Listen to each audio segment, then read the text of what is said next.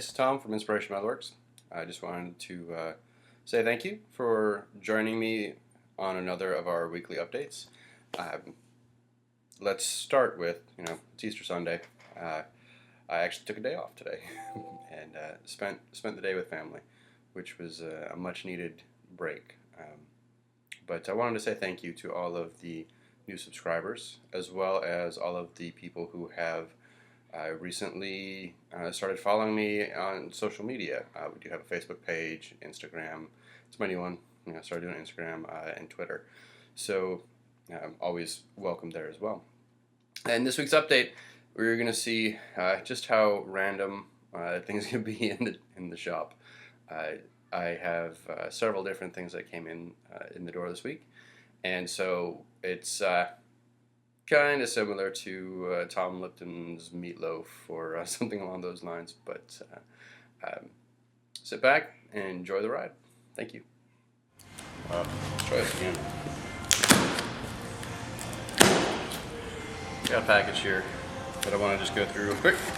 Don't want to bore anyone, but as it relates to stuff that's been, some discussions that have been going on around those Kyocera inserts, and also how it relates to the new Colchester lathe, closing Colchester lathe. I was using TCMT style tooling, and on my south bend, smaller lathe, and it worked out just fine. But I realized that I needed to do some changes with this new lathe. I needed something a little sturdier to be able to take heavier cuts. And in the process, I went ahead and picked up some new equipment to do that, to support that. But I wanted to be smart about how we do this and be a bit more holistic about it. So, sorry I get you zoomed in, you're just kind of catching my belly. But anyways, what I got, a couple of things. From Shars, I went ahead and got some index tool holders. And these are CCMT style tool holders. And if you were paying attention to some of the other conversations that have been going on, Kyocera is giving a free CCMT insert out. I got mine within about a week. Now, I don't know if that has anything to do with the fact that the facility is here in North Carolina or not, but it was about a week. I had mine door to door. I didn't have to call anybody, it just showed up. So it's there, but I've got some tool holders now, and significantly beefier tool holders, 3/4 inch tool holders. So I should, with this new lathe, be able to do a whole lot more powerful turning. The other thing that I needed to add into the mix in order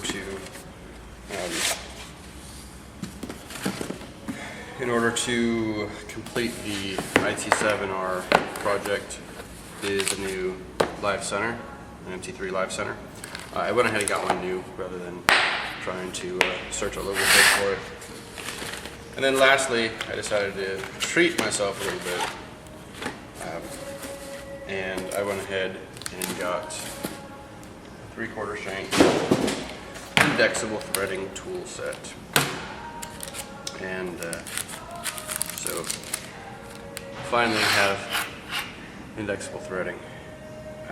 I've been grinding on my own tools or using, again, I was using those TCMTs, which are already at the right angle for threading, so it worked out just fine. But now I've got a bit more control over it. And frankly, it's just easier to do. So that was it. But in thinking holistically about this, and the one thing that I don't really like about CCMT style or these four-sided inserts, are that you actually only get to use 2 of those inserts. Well, searching around a little bit, found this from Dorian Tool, made in the USA. As I drop stuff everywhere, it's actually a facing tool, but it is one of the I don't know if you guys have seen them or not, but it's one of the CCMT style facing tools where it uses the unused side, the 75-degree side of the cutting insert. So that should give me all 4 sides get used. So I was really pleased both to find, to hear about these, to find them, and that it's an actual made in the USA Dorian tool. Normally I don't get too crazy about it has to be made in the USA. I try to support our homegrown economy, but at the same time, I know what I can afford, and sometimes I have to use it good enough. In this case, I was able to afford it and go for it, and I did. So anyways, that's the new tooling. Thanks, guys. All right, so always good to get some new tooling. Nice to have that equipment, and I'm pretty pleased with the setup so far. With that, we still were wrapping up getting the Clausing Colchester lathe up and running again. So one of the parts that I had to do was fabricate a mounting bracket for the remote controls for the VFD. And so I did a little work in PlasmaCam to get that going, and I thought I'd record that for you as well, for those of you who are interested in how the PlasmaCam works. Okay, here we are in the PlasmaCam software, and I'm designing this bracket to hold the remote controls for the VFD. And it's a real simple piece. It's 3 inches by 9 1/4. I just draw a rectangle. From there, we're going to put the holes in place. I got waylaid, and I didn't get to complete this on time. And as you can see, we're doing a voiceover. So I'm going through here, and I had to figure out, I didn't remember exactly what my measurements were for the different parts. So I selected the part, clicked on the measurement, and so what we have is 3 by 9 1/4 for the size, and then 3/16 holes, which are set in 3/16 from each edge of the corner. So we select the circle tool, and I did some math wrong. I went through and I'm like, okay, well, I had that at 3/16, and I want to say it was 2.435 or something like that, and but I forgot, and so I went back and I pulled the calculator out and I started doing it, and I did the math wrong, because instead of 9 1/4, I did it at 9 even, 9 flat, right? So when we go ahead and we place that circle, I looked at it and visually I could see it wasn't right. So immediately it's like, okay, I messed up. It was 9 1/4. Let's delete that. So delete it, do it again. This time we'll calculate it properly. And so I'm just using your basic coordinate system for this. PlasmaCam will let you type in fractions for things. And so when I'm going through and doing the circles that I want, I told it that it's 3/16. And then from there, I just went through and made sure that I had everything laid out properly. We know that it's 3/16 in from the 0 0 coordinate, and then the height is that 9 1/4 minus 3/16. And then when we had to do the x, it's the 3 inches minus 3/16.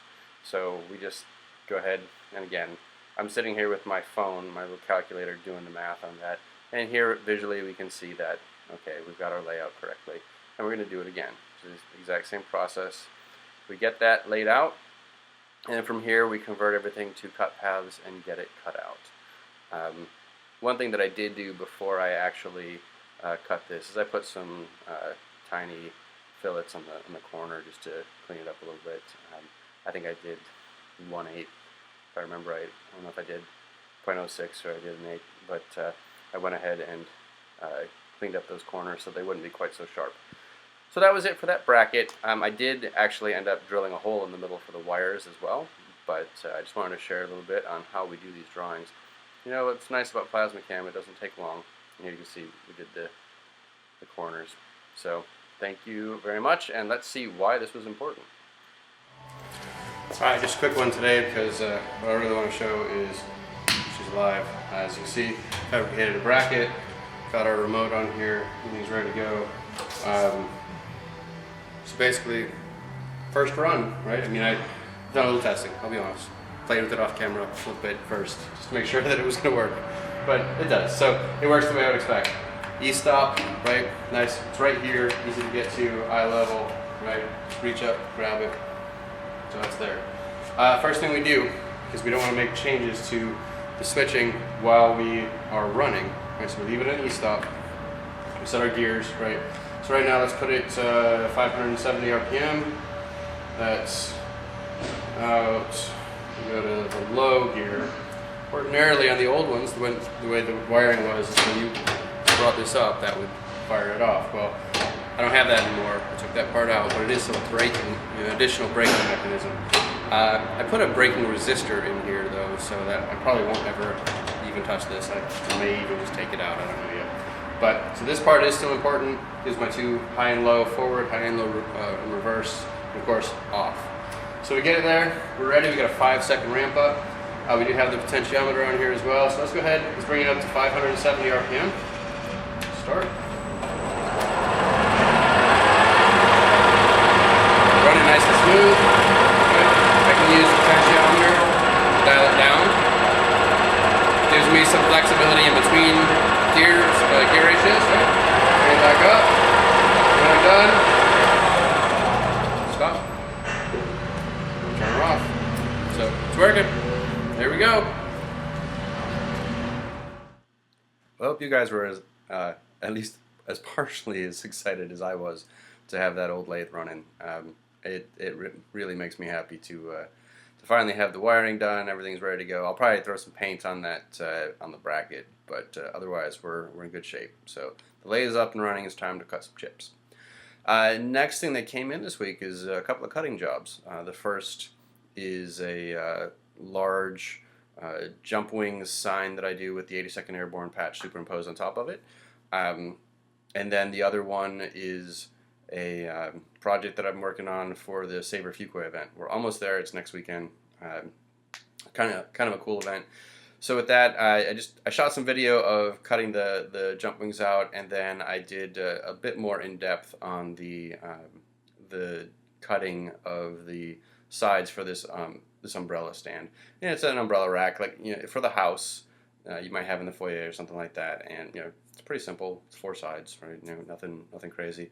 I just want to make it look nice, and so I'm working on that. It's not quite done yet, but that's what the remainder of the video this week entails, is showing the progress cutting, you know, and where we're at in the fabrication of that. I hope to have that done in the next day or two. So thanks for watching.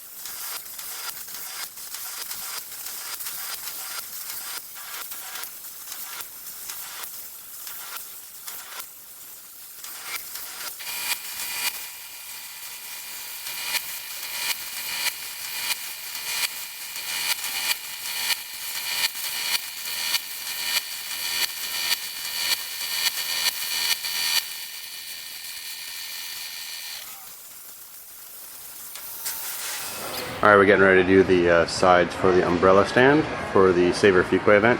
I just wanted to show you a little bit about the cutouts.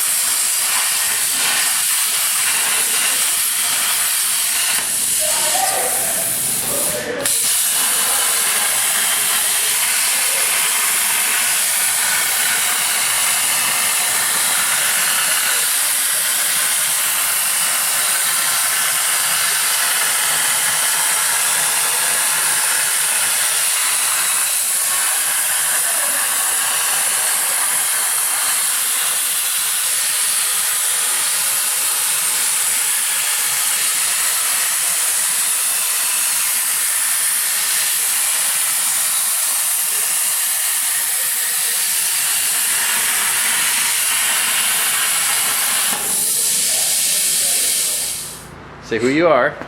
Hi, I'm Nika. Yeah, this is my daughter Nika. She's my helper. She's in the shop today practicing hammering. So go ahead, show everybody how you're doing.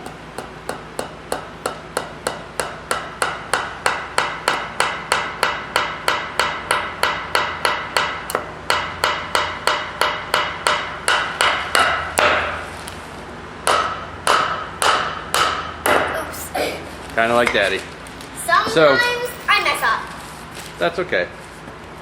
All right, stay on the paper. You're gonna get all dirty, and Mommy's gonna get mad at me. All right, well you keep it up. I'm gonna go over to my part of the shop now. Okay? Okay. I'm gonna keep drilling these holes. Okay, so what you can see here is I took all of the sides after I got them cleaned up, and I went ahead and marked. Did some layout and marked on one of them on the back side a 3/16 inch hole that we're going to use to assemble these. A lot of times I would just do powder, or I would just weld it and do right from there, but in this case I'm trying to do this all in-house and not send this one out for powder coat at all. So sorry about the racket. it's okay, Nika. Getting ready to make some myself. So anyways, this is what we're doing. I just wanted to bring you in real quick and I'll show you the process. I did true these up. I don't know if I'm gonna be able to get this one on it. There we go. Made sure that they were all trued up before I started this. We are for 450 RPM 3/16.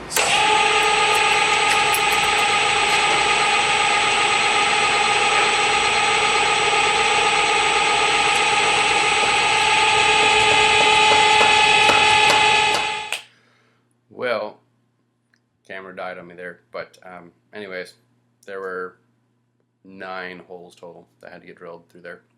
It went just fine. Actually ended up having to resharpen the drill, but that's okay. It worked out just fine. Got everything ready to go. So next steps are, I'm actually going to redo the base for that stand. I decided that I wanted to put it on a pedestal a little bit, so I'm going to do a design for that and get that bent and welded up, and then just get everything powder coated and ready to go, get it all assembled. So with that, thank you guys for sticking with me tonight, and I hope everyone had a wonderful Easter for those of you who do observe it. And again, thank you for watching. If there's anything you want, please comment below. I really appreciate all of the constructive comments that I get from people. And again, thanks for watching. See ya.